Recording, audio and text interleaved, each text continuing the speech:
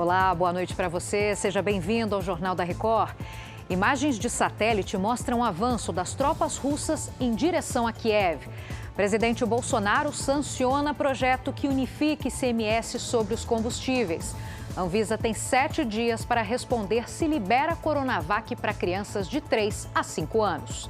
É agora, no Jornal da Record.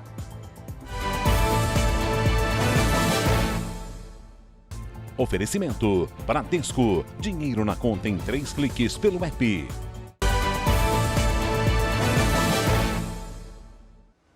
A sirene que reporta ataques aéreos foi acionada na capital ucraniana durante a madrugada deste sábado. Várias explosões foram ouvidas na região, segundo a mídia internacional. Novas imagens de satélites mostraram casas e prédios em chamas num vilarejo a 30 quilômetros de Kiev. As Forças Armadas da Ucrânia acreditam que a Rússia vai intensificar os ataques aéreos contra o país nos próximos dias.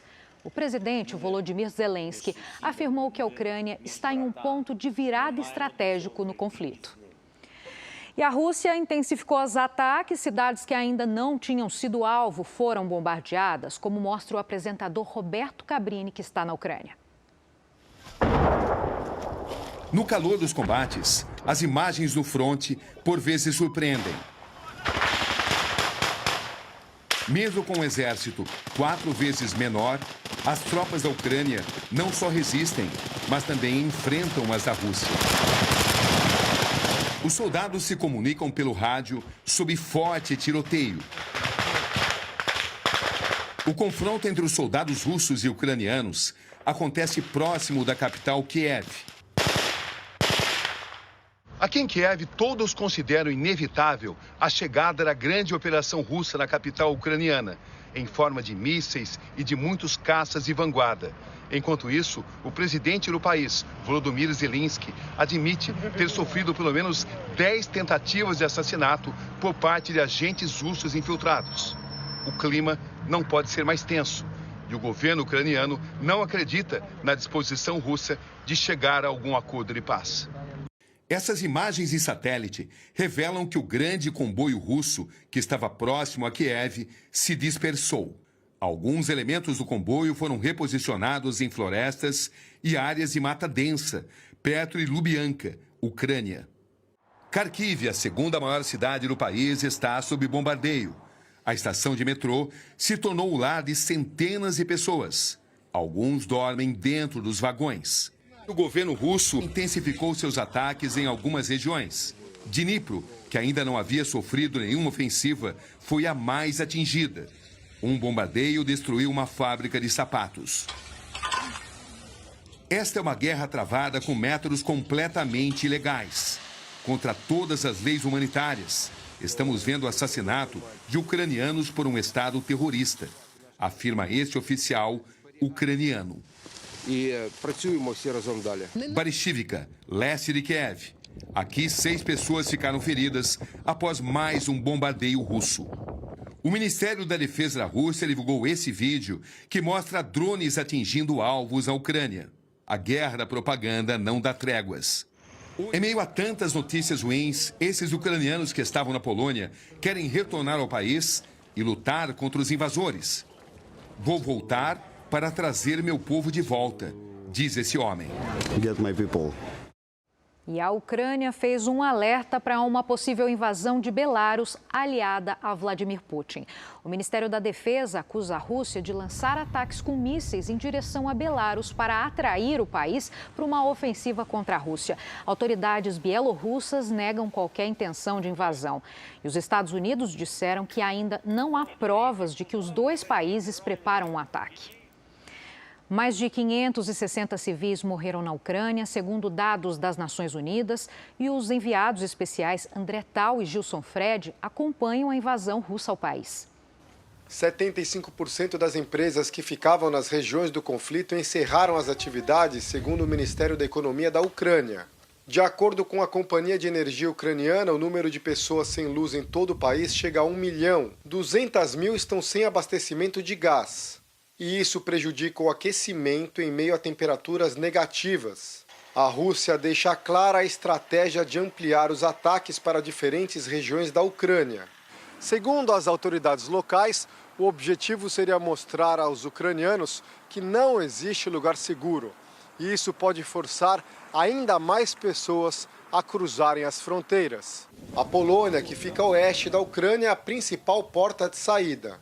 Ina, de 55 anos, conta que viajou 24 horas para chegar à fronteira e que a cidade dela, Dnipro, foi fortemente bombardeada.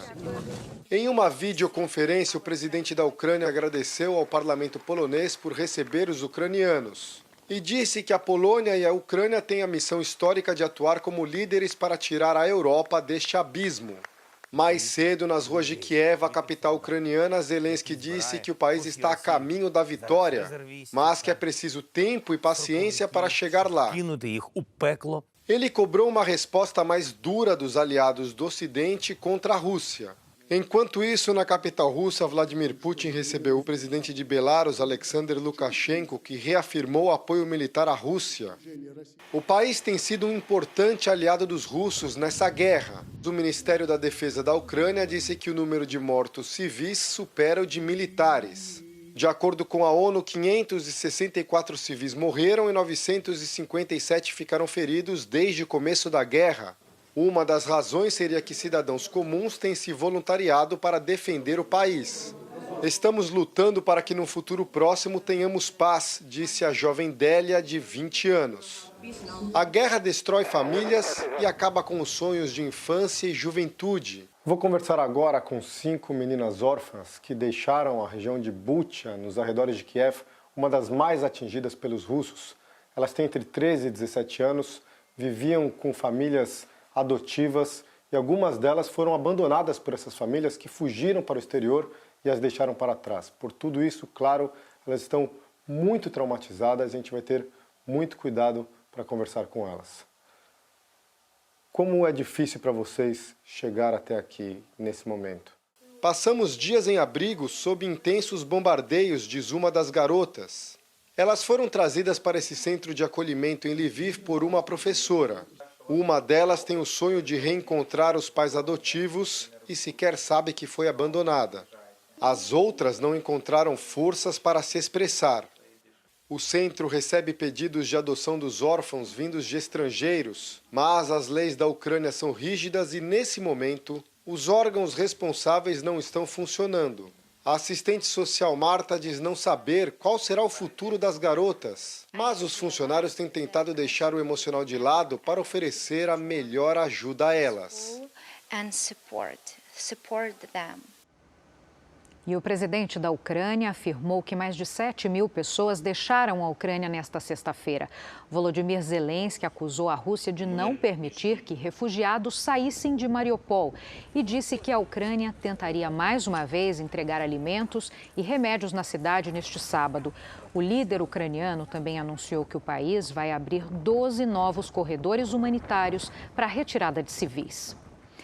E fica cada vez mais complicado encontrar comida na capital ucraniana. Kiev já não tem mais carne vermelha, a guerra impede o reabastecimento nos mercados e o jeito é buscar nas regiões vizinhas. É preciso deixar Kiev e ainda seguir por meia hora de carro para encontrar um supermercado sem fila e com uma oferta maior de alimentos. Mesmo assim, os preços já são o dobro dos praticados antes da invasão russa. Alguns produtos já custam 3 vezes mais e a carne está cada vez mais escassa. Em Kiev já não se encontra mais proteína bovina ou de aves. O jeito é optar por carne suína, embutidos e frutas. Nas ruas, o clima de insegurança só aumenta. Os boatos de vazamento de radiação foram descartados pela Agência Internacional de Energia Atômica. A preocupação agora é com o uso de armas químicas e, com o medo, as ruas ficam vazias.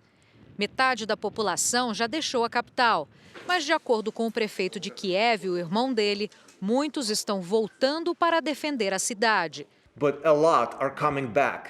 Vitaly Klitschko diz que a estratégia russa de impedir a chegada de suprimentos e energia a Kiev é inaceitável. We not accept. Mesmo com o cerco das tropas de Putin e a dificuldade para se manter na capital, moradores se mostram confiantes na vitória. Tudo ficará bem e a Ucrânia sobreviverá. E tudo ficará conosco. É assim que pensamos sobre isso. Já essa outra ucraniana tenta se distrair para não sofrer. Tentamos nos acalmar, cozinhar, limpar, passear com os animais de estimação. Tento pensar que está tudo bem e a vida continua. Bom, e o diretor do Instituto de Física de Kharkiv disse que o reator nuclear atingido por bombardeios russos está fora de perigo. Mas Mykola Chuga alertou que qualquer dano futuro é um risco sério. A área externa do Instituto pegou fogo depois do ataque aéreo na madrugada de sexta-feira. O incêndio danificou parte do prédio. Na semana passada, a Ucrânia acusou a Rússia de bombardear a usina nuclear de Zaporizhia. E os Estados Unidos trabalham nos meios diplomáticos para libertar americanos presos na Rússia. O desafio é não deixar que a negociação se torne um trunfo para Vladimir Putin em meio à guerra. O caso da jogadora de basquete presa com drogas no país é o mais conhecido. Um esforço para libertar os presos sem chamar muito a atenção. A Casa Branca quer evitar retaliações dos russos em meio às sanções e à guerra na Ucrânia. Principalmente no caso da estrela do basquete Brittney Griner, 2 vezes medalhista de ouro. Ela foi presa com óleo de haxixe em Moscou. Os outros presos são um executivo de negócios e 2 ex-fuzileiros navais. Um deles é Trevor Reed, que foi condenado a 9 anos de prisão por dirigir embriagado. Os advogados argumentam que as provas são frágeis e afirmam que o preso começou uma greve de fome na última quinta-feira. Parentes dos condenados acusam os agentes russos de maus tratos e alegam que as visitas foram proibidas. O Departamento de Estado americano tem um aviso de viagem pedindo que os cidadãos não sigam agora para a Rússia. A preocupação em Washington é que eles sofram assédio por parte dos funcionários de segurança do governo russo.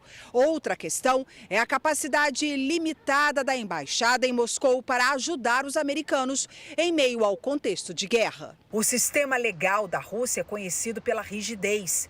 A taxa de absolvição nos júris do país é inferior a 1%. Mais de 2.500.000 pessoas já deixaram a Ucrânia desde que a invasão russa começou. Hassan Al-Khalaf, um garoto de 11 anos, é um dos refugiados que conseguiram escapar do conflito. O menino viajou mais de 1.000 quilômetros para encontrar o irmão na Eslováquia, país que faz fronteira com a Ucrânia. Hassan chegou com uma sacola plástica, o passaporte e um número de telefone escrito na mão. Em entrevista, ele disse que a esperança o guiou pelo caminho. E aqui no Brasil, a Anvisa recebeu nesta sexta o pedido do Instituto Butantan para a aplicação da Coronavac em crianças de 3 a 5 anos. O prazo de avaliação de análise da agência é de até 7 dias úteis a partir já de segunda-feira. A inclusão de uma nova faixa etária depende de estudos que demonstrem a segurança e a eficácia da vacina, e a Anvisa vai avaliar possíveis eventos adversos e ajustes também de dosagem que o imunizante precise. O presidente Jair Bolsonaro sancionou agora à noite a lei que simplifica a cobrança de ICMS nos combustíveis. Vamos fazer, então, a nossa conexão com o Matheus Scavazini, direto de Brasília. Boa noite, Matheus. Boa noite, Giovana. O projeto foi sancionado na íntegra, sem vetos. O texto aprovado pelo Congresso Nacional na quinta-feira estabelece incidência única do ICMS, que é um imposto estadual para gasolina, diesel, biodiesel, etanol e querosene de aviação. Os estados vão ter que definir o valor do imposto, que precisa ser o mesmo em todo o Brasil. A lei também zera a cobrança de PIS e COFINS, que são impostos federais, sobre diesel e querosene de aviação até o fim deste ano. O impacto total do alívio nos tributos federais vai ser de cerca de 20 bilhões de reais. Giovana. Obrigada pelas explicações, Matheus, e um bom fim de semana para você. Bom, e as principais companhias aéreas do país já estudam o aumento no preço das passagens depois do reajuste dos combustíveis. O Leonardo Aque é quem traz os detalhes. Oi, Léo, boa noite. Boa noite, Giovana, é isso mesmo, boa noite a todos. O que acontece, Giovana, é que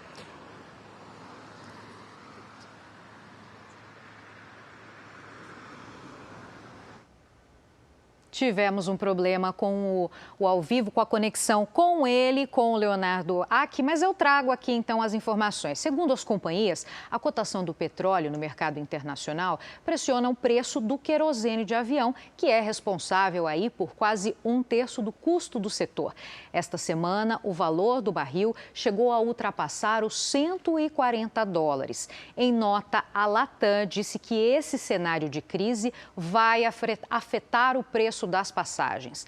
No caso da Azul, ela informou que a situação vai dificultar a expansão, impedindo a criação de novos voos e rotas. Já a Gol diz que não pôde se pronunciar por um impedimento legal. E as companhias não falaram sobre os percentuais que podem ser reajustados. Segundo a Associação Brasileira das Empresas Aéreas, a situação pode impactar também o transporte de cargas e toda a cadeia do turismo. Continuamos no assunto, então, economia. No mercado financeiro, o dólar comercial subiu 0,76% nesta sexta-feira, vendido a R$ 5,05. Foi o segundo dia seguido de alta. Mas no resultado da semana, a moeda americana acumulou uma queda de 0,48%. Queda também no índice da Bolsa de Valores de São Paulo, que recuou 1,72% nesta sexta e voltou para os 111 mil pontos. Na semana, o tombo do Ibovespa foi de 2,41%.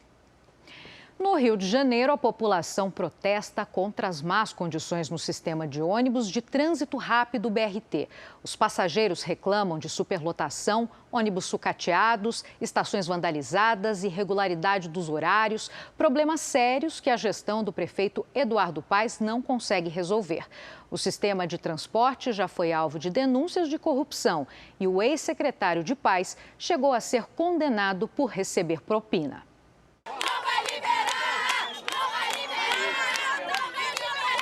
O protesto fechou uma das principais vias da cidade e formou um grande congestionamento. Levantamos cedo, vamos até o ponto do ônibus para poder ir para o nosso trabalho e não tem transporte. Todos os dias, os passageiros enfrentam um aperto nas portas e ônibus lotados. Os coletivos estão mal conservados e também falta limpeza. Todo dia BRT cheio. É a gente sendo jogada para o lado de fora, é a gente levando soco nas costas, né? É só humilhação. O BRT foi criado em 2012 na gestão anterior do atual prefeito Eduardo Paes, com 3 corredores expressos, por onde circulam os ônibus articulados. Uma obra marcada por suspeitas de corrupção e superfaturamento. O então secretário de Obras e homem de confiança de Paes, Alexandre Pinto, foi condenado em 2020 a 7 anos de prisão por corrupção no contrato. Ele admitiu ter recebido propina de uma das empresas que participaram da construção. 2 dos corredores de ônibus, chamados de Transbrasil e Transcarioca, custaram 2 bilhões e 200 milhões de reais aos cofres públicos. Segundo o Tribunal de Contas do município, a propina envolvida pode ser de 5 milhões de reais. 10 anos depois da inauguração, o sucateamento do sistema é visível. Estações foram destruídas e abandonadas. Ônibus quebram diariamente e são retirados das ruas para manutenção. A gente vem à noite, vem de tarde, as pessoas penduradas na porta. A gente só falta ser jogada para fora do ônibus. Se cair, se machucar, não tem ninguém para poder ressarcir a gente. Especialistas defendem que uma nova gestão e investimentos na qualidade do serviço, como ônibus novos e reparos na via, podem ajudar a minimizar o problema, mas estão longe de ser uma solução definitiva.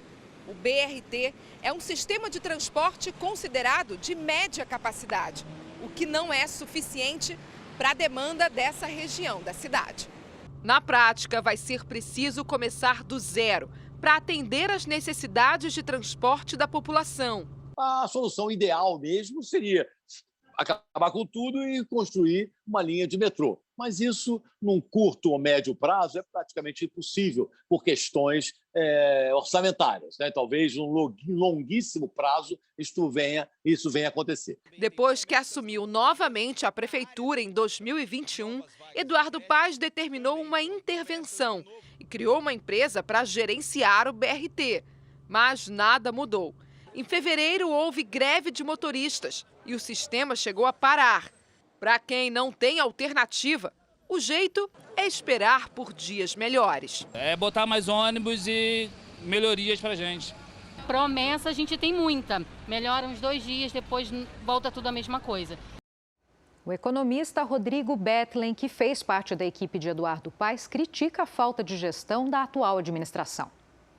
Olha, os problemas do BRT começam ainda no primeiro mandato do prefeito Eduardo Paes, em 2010, quando é feita a licitação e escolhidos os atuais operadores, esses que ele hoje encampa e reclama, bem como as obras que foram feitas às pressas, obras de péssima qualidade, o que acarreta, obviamente, que a calha, né, que a pista onde passa o BRT fique toda esburacada, toda arrebentada, e os ônibus quebram com essa frequência que nós temos visto.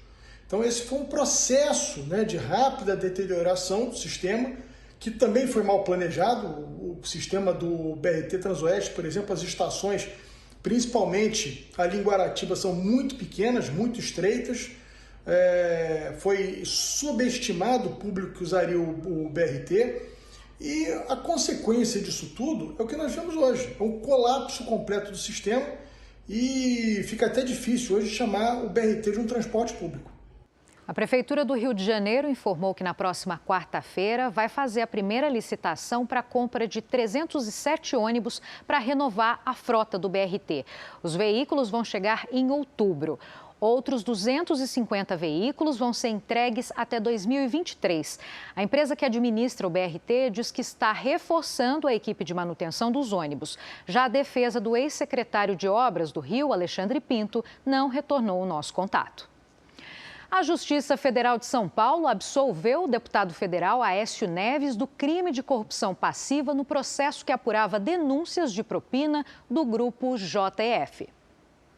Além do parlamentar do PSDB, foram inocentados a irmã de Aécio, a jornalista Andréa Neves, o primo e ex-diretor da CEMIG, Frederico Pacheco, e o ex-assessor do ex-senador Zezé Perrella, Menderson Lima. Em 2017, a Polícia Federal filmou o primo de Aécio recebendo uma mala com R$500 mil pagos pelo empresário Joesley Batista para o Tucano. A Justiça não concordou com a denúncia e considerou que o então senador Aécio Neves recebeu o dinheiro num negócio privado sem contrapartidas. Eu sempre acreditei que a verdade um dia fosse prevalecer, mas eu precisei esperar 5 anos para que a Justiça me absolvesse, como fez agora, de todas as acusações. O Ministério Público informou que vai recorrer da sentença. Morreu nesta sexta, em Brasília, um dos nomes mais reconhecidos do fotojornalismo brasileiro, o fotógrafo Orlando Brito. Orlando Brito tinha 72 anos e sofreu complicações em uma cirurgia de intestino. Fotógrafo desde a década de 1960, registrou presidentes, políticos e personalidades. Por meio de imagens, Orlando Brito contou parte da história política do Brasil. O fotógrafo publicou 6 livros. Ele deixa uma filha e 2 netos. Essa edição do Jornal da Record termina aqui. Outras notícias no Fala Brasil, edição de sábado, 7h30 da manhã. Você fica agora com imagens que marcaram a semana e logo depois vem o Fala que eu te escuto. Boa noite.